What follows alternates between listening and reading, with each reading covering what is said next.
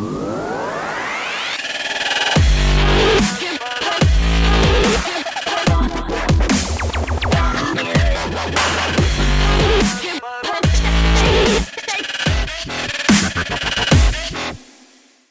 to everyone today. I'm here wearing a couple of different kinds of hats. I am both a lawyer and a consultant, CEO of Luminous Group, and a partner with LeClaire Ryan.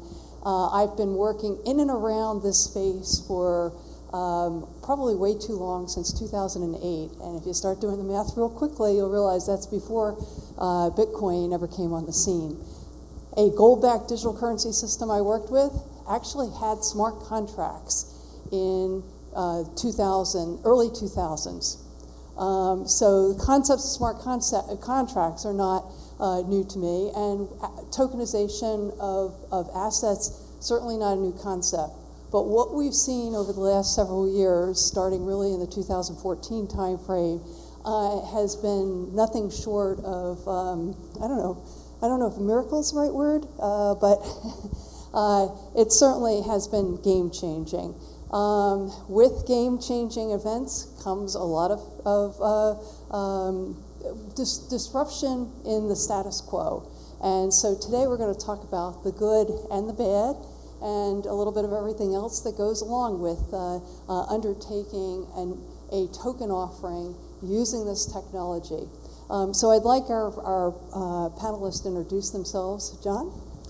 Hey everybody, I'm John Wise. I'm the CEO and founder of Loki, also one of the co-founders of the Digital Asset Trade Association. You guys may know us from our work with Wyoming and several other states and other regulatory bodies. Also the co-founder of CPO Ventures, been involved in several other investment groups around cryptocurrency, blockchain, involved in several other regulatory things, whole handful of other stuff. Awesome. My name is Adil Wally. I'm an entrepreneur and a technologist. I write code. I was writing code this morning. I was co-founder and CTO of a company called ModCloth, which sells vintage-inspired fashion online. We sold last year to Walmart. We were a couple $100 million business when we sold. And I also was founder of Crowd Interactive and founder and CEO of Merit Labs today. And I bought Bitcoin for the first time in 2012. Before we get started, I just wanted to really promote a round of applause for Luis and Brett here. I came here last year, and 1 year ago today, we actually launched our pre-sale for our ICO. At that time, right around me were talks from Steem, Tether, and EOS, as well as Loki. I think we were the four companies that launched at this event last year. This is one of the most under-known and underappreciated events, I think, that goes on around the world. And I've done north of 130 of these things in the last year. So let's just give him a round of applause. He's a very humble guy. And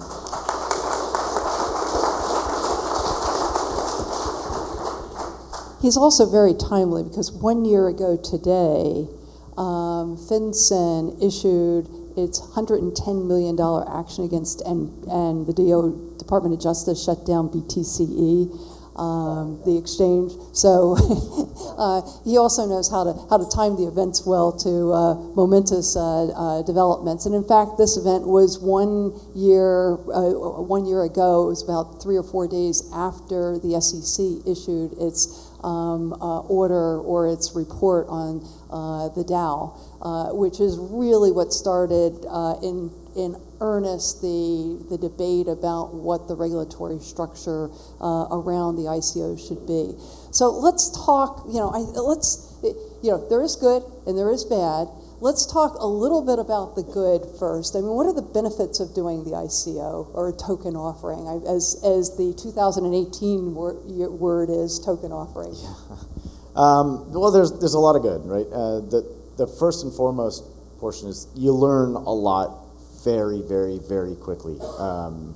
Doing a token offering, you get thrown to the wolves fast. Everybody within Loki, and I think everybody that I know that started or ran an ICO feels like it's been crypto dog years. It really does feel like it's been 5 or 6 years, and it was 1 year ago today that we even started the thing.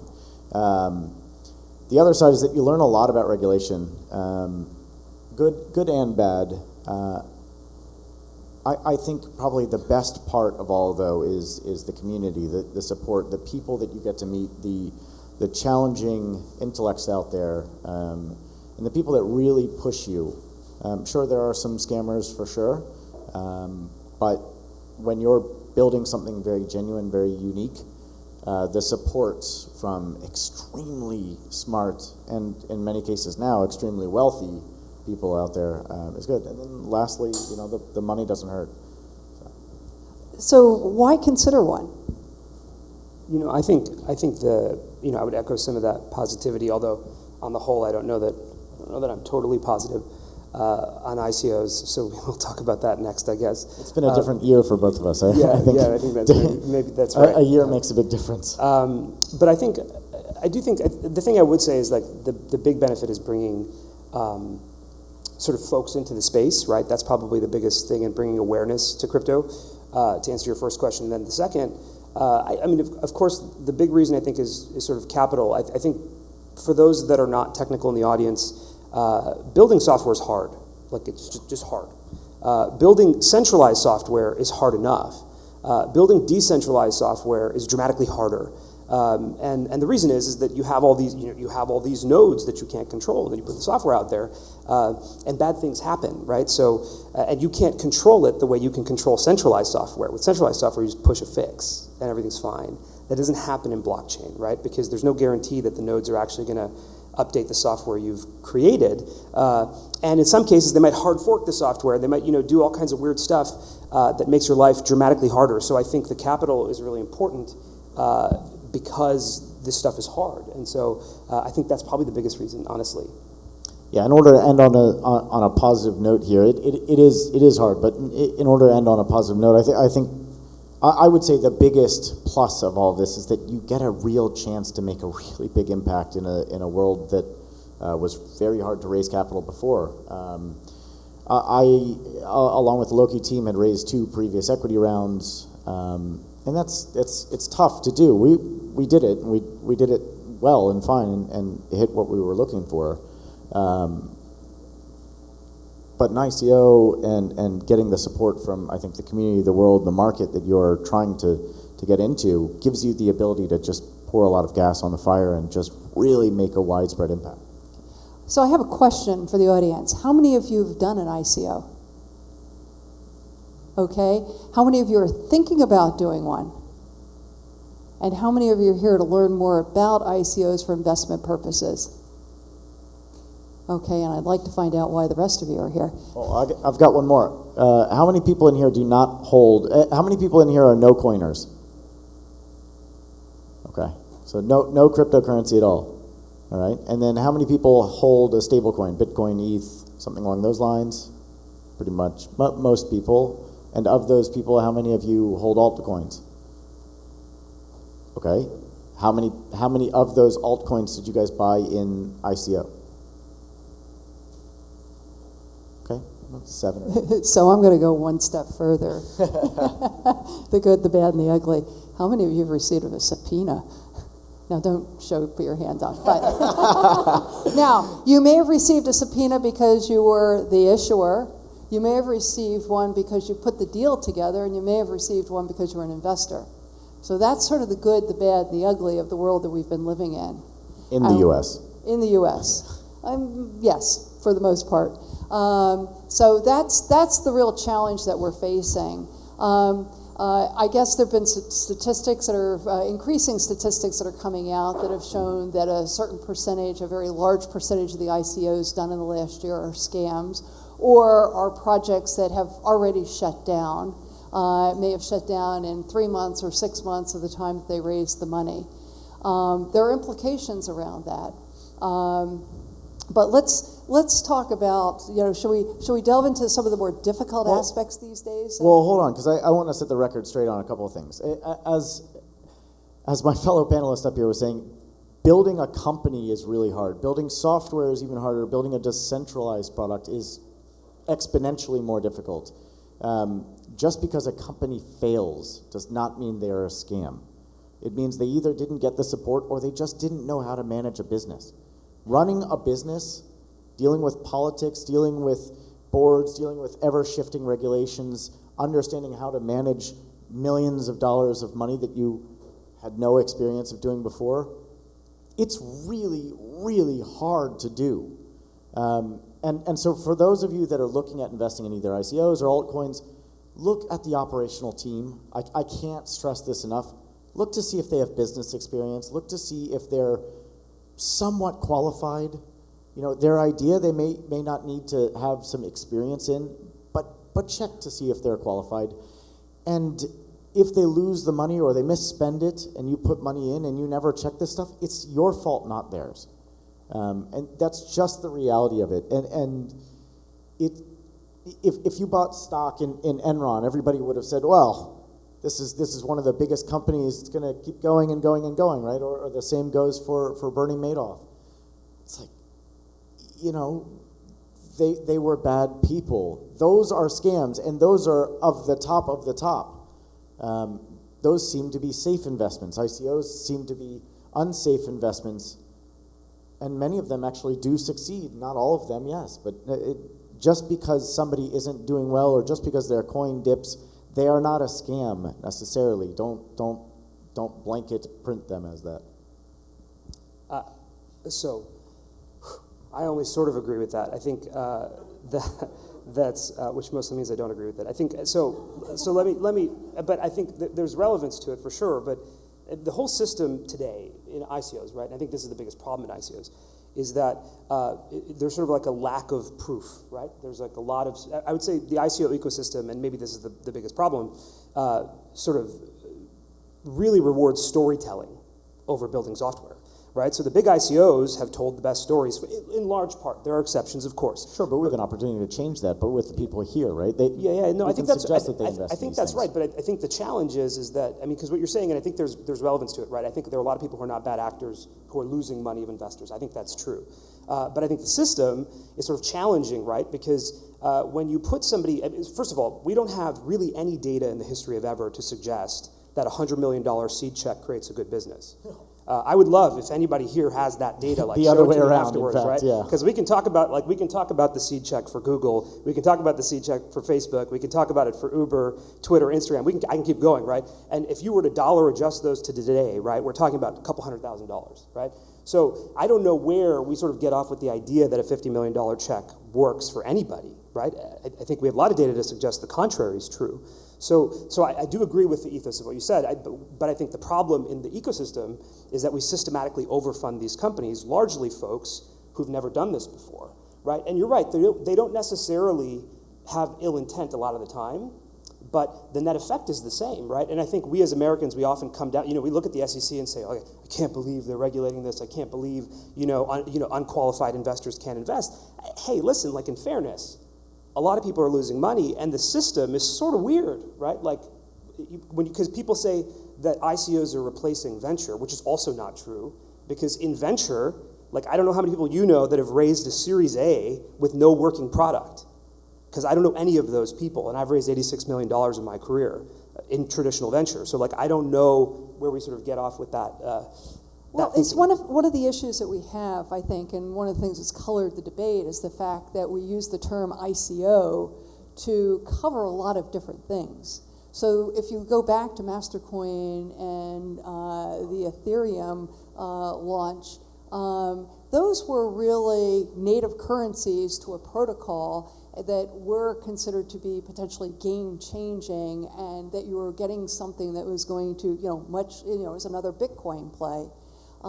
It's evolved so that we have multiple types of tokens that represent different kinds of interest. I think the biggest divide being between a utility token and a security token, where the security token now, is really sort of viewed as a pure fundraising vehicle. It may have some functionality in the system, especially at a later date. The utility token, you want to talk a little bit about the utility token, John? Sure, yeah. It's a different which element? beast. Is it different? What makes it? What is a utility token, and why is that different from? And why should there be a divide in the way the SEC looks at that kind of token? Sure. So the way that I look at it, the way that the SEC looks at it, or the way that the market looks at it? Because we'll take all three. They're different. They're very different things. I think I'll start with the market because I think this is the broadest. The market thinks of a utility token as any token that is able to be used for a product, right? Basically comes in as deferred revenue or something along those lines, where they're pre-purchasing an actual product. Yes, there is utility to that. However, if that product doesn't exist, this is where it differs. If that product does not yet exist, then what you are pre-purchasing is a security. It's a future. Well, let's not go quite so far. Okay, if you're going to raise the money in the issuance of the token to help build out the system, then raise that's it as where a the security. SEC has drawn the line. Then raise it as a security. This is the way that we did it as well. I mean, we were one of the first SAFs that existed, and then it's gotten a bad rep since then. But a lot of it comes down to poor execution and poor lawyership.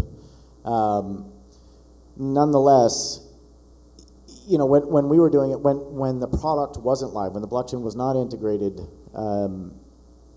we recognized that and raised it as a security, as a SAF. The SAF stands for Simple Agreement for Future Tokens. We did that. We did that only to accredited investors. We did it only to accredited investors initially in the U.S. and then got legal advice that we could do it internationally as well. And then as soon as the product was fully integrated, was live and ready to go, we launched a public sale. And I think that is a key element that a lot of people neglect to realize. Another big element that I feel is really important, really is twofold. One, have a fiat equivalent to the token, right? When we launched, it was $250 per user per month for the product, or 100 coin. That sets an intrinsic value, essentially, a floor to it. The other really big element is offer refunds, especially up until the date of an exchange. Offer refunds. If you do that, it is a product. You can give it right back to them. You can give them the money right back if they wanted to return the product. And that's the way that we treated it. And the SEC and many other government regulatory bodies have been very slow to act, especially for us last year. They were particularly slow and very quiet.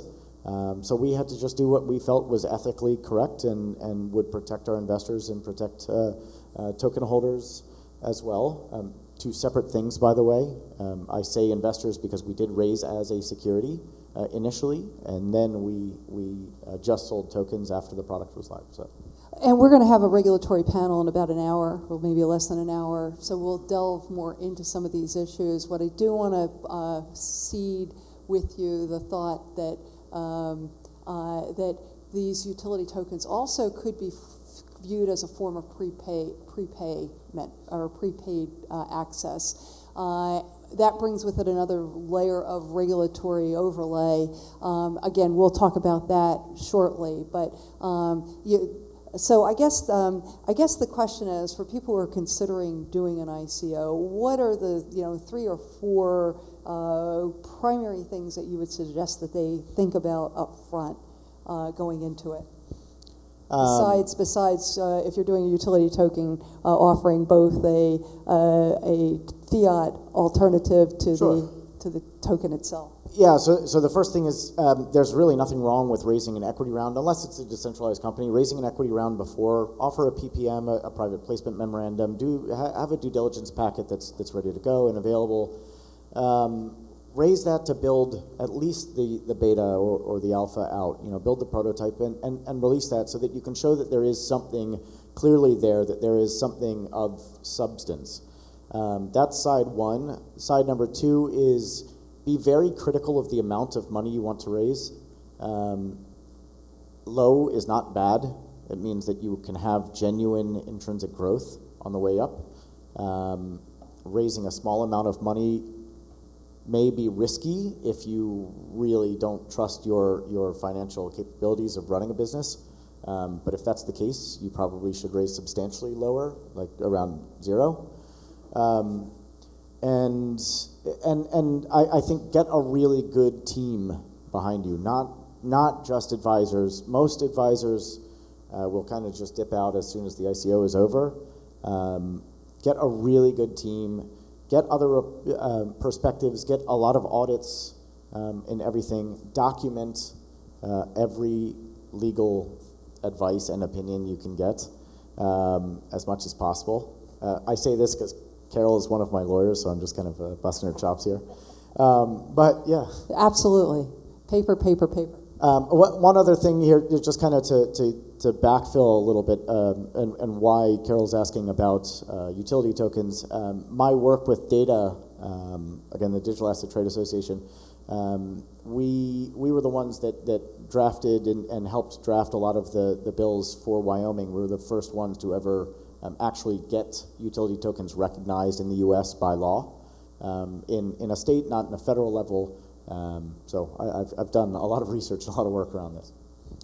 Yeah, I mean, I would echo, I think all of those things are good. And to add to that, I would say one of the trickiest parts about the sort of token model or the ICO model that sort of everybody calls an ICO is that initial piece, right? Because you don't want, I mean, typically, like in the world, you don't want all the capital you raise to be up front, right? Like doesn't usually make sense because you haven't proved any.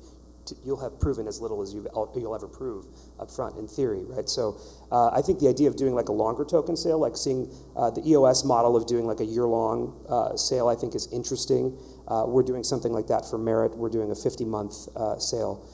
So I think that's sort of an interesting model to consider because, you know, if you actually believe in your ability to build stuff, then you should have the confidence to sell over a long period of time. I think the other thing, this is sort of weird, I didn't know this, we've done 2 conference calls now with the SEC. You can call them, like that's a thing, and they like that. So that's like the first thing they said when they called them. They're like, hey, no one calls us. It's cool that you did that. And so I think that's something I would urge folks to do if you can. And now they'll never call issue. before you do a launch. That's what they said. That's true. That's what they said. They said no one calls us before they do something. So I think that's worth doing. And then I think, you know, just echoing this piece around trying to have working software, which I do agree, if you can get yourself in that utility token area, that's great. Because if you have something working, it sort of changes the ultimate dynamic of what you're doing and fundamentally sort of what you're selling, right? So in the sale that we're doing at Merit, it's sort of interesting because the LiveNet is live and people are mining and trading Merit right now. And we have a pretty significant sort of over-the-counter trading thing happening. So when we talked to the SEC, we said, hey, we don't think this is initial, and we don't think it's a security. We just think it's, you know, people, because we're auctioning it off every month, and we think that amounts to an over-the-counter trade. And so they don't do anything in writing, of course, but the verbal support was there, and we said, that's interesting, because if we did that, then you didn't have to be an accredited investor to participate in that sale. Which is sort of a unique thing, and I think that, like, it would be great to see more of that on a personal level, because I think crypto is supposed to be about decentralization, right, and like actually letting somebody into your project that's not a multimillionaire already, I think is interesting. So those are the little things I would add is, you know, call the SEC, try to have working software, and think about longer periods of time, and if you can do that, then maybe you're in a situation where people don't have to be accredited because they're not necessarily investing.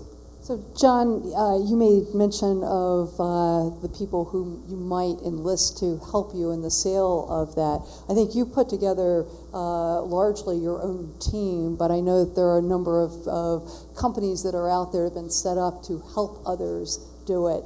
I guess, what are the kinds of issues that you might look at, recommend people look at when they're bringing a company like that on board? For an advisory team? Advisors is one issue. The second issue is, you know, an ICO shop or a token shop. Yeah, there isn't a one-size-fits-all thing for it. There are some really great advisory teams out there. You're with one, I think, right, as well? There are some really great advisory teams out there. I think one of the biggest things in doing an ICO is marketing and PR, and it's a really hard thing to get right in the space. It's even worse if you don't have somebody that's really checking and confirming what you can and can't say legally. You can get yourself into a lot of trouble. don't skimp out on marketing and PR, and make sure that you've got really, really good, solid people. Have good lawyers, have good legal advisors, have good advisors in general about token economics, structuring, things along those lines. And then as far as a team goes, it's really dependent on each company, because you have to have the right developers. You have to have some people that have really good expertise and experience in finance and in operations and business development, everything. You just have to have a solid business. Any, I'll briefly add, I think for any of you that are investing in ICOs or considering investing in ICOs, I think all that is right. I would look very closely at the engineering organization. As an investor myself, it's always scary when you see folks who have to look to the outside to like write their ERC-20 contract, right? Because it's like, if you want to be in the business of building software, but then you're going to an outside software vendor to like sell the token for the thing you're doing, it's sort of a scary thing. And then, and you know, not that it's totally bad, but I do think if you look at all the funding that's happening, this is another thing we should all consider as a macro. You have all this money being raised in ICOs. You have to think about what that does in terms of a talent vacuum. So if somebody doesn't have engineers sort of on their team today, there's a question of where the hell are they going to get them from, right? Because you've got, you know, hundreds of millions, billions of dollars raised, and all these people are chasing the same talent. So that's the other thing I would look at. Yeah, it's an initial cost issue around getting the right talent. That's the bulk of what it is. It's easier and better, at least on the initial build-up before really launching, to get an outside dev or a contractor. You can get some really great talent out there. Signing on a blockchain developer for $400,000 or $500,000 a year is audacious and fairly ridiculous. It just is. so I didn't ask that question earlier. How many of you are developers in the room? Okay, I think Any of you charge less than $400K? I think we're getting the high sign here. It's been a fascinating. Oh, okay. Questions. Anyone have questions? You guys think of the trend to do an airdrop and retain 25%, so I don't know exchange as an alternative to get around. Absolutely. Why don't we save that for the next panel? Yeah, that's legal. Wait, why is it a legal question? Airdrops as to whether, you know, is it a security? Is it an exempt security Oh, I see. at the time that it's dropped? If I can give them a happens if you two-second wanna- non-legal answer, then Sure. at least strategically, having a bunch of friends in crypto who've been sort of on the sort of sell side of tokens, I've heard that the airdrop dynamic can be kind of cancerous to the community. So that's something to think about. Like, you know, who are those people? And I think there are a number of them. Like, what they do for a job is go collect free tokens, and then they sell them. So you should think about, like, is that a thing you want? And it might make sense depending on the thing you're doing, right? It certainly gets you a lot of free users, but how high quality are those users? I've heard a lot of bad things, so just something to consider. Yeah, there's also the possibility that they just dump. I think one of the most important things that's neglected in this space from a token economics perspective is redundancies, having real market redundancies and sort of safe I don't know, stopgaps, whatever you want to call them. You can't really do that if you're just airdropping. And then there's all sorts of other securities elements. There's potential market manipulation questions. There's a lot around that. Any other questions? Yeah, I guess one thing that wasn't really touched on is that, you know, ICOs don't offer coin holders any type of equity or rights to the profits or things, you know, that the company is generating from a business standpoint. So I'd be curious to hear from the panel, you know, how important are token metrics and creating, you know, demand for the token for investors, or at least, you know, operating and receiving like dividends, for example, for running nodes on the network, or incentives there? So I love this question, and I'm glad you asked it, because I think this is a big challenge in the sort of ICO landscape today. I think two or three things, right? One that I think not enough people think about, which is really important, is in any startup landscape, most startups fail, right? Like, that's just like factually true. Without ownership in an entity or IP, the weird thing about a lot of these token sales, there's sort of a question, is like, what's the path to consolidation, right? So in like the regular world, if you start a business, you raise money from venture, and it fails, usually somebody will buy you, right? in the world of crypto and ICOs, I don't think we know what's going to happen. Like, how do you even consolidate? You can't buy all the token. That doesn't get you anything, Well, right? You can can't buy you? the team, and then the token is like still trading, which is weird because there's no team. So like, I think there's a pretty big gap there that we need to consider. I think it's a big problem, personally. It beckons a really interesting question, which you just brought up is, well, can't you just buy all of the token? Right? So something, I mean, a good example is, you know, any number of companies that have, any number of ICOs that have failed, right? If you do, if the company, the underlying business has shut down and they've made, in essence, decentralized software or at least open source code,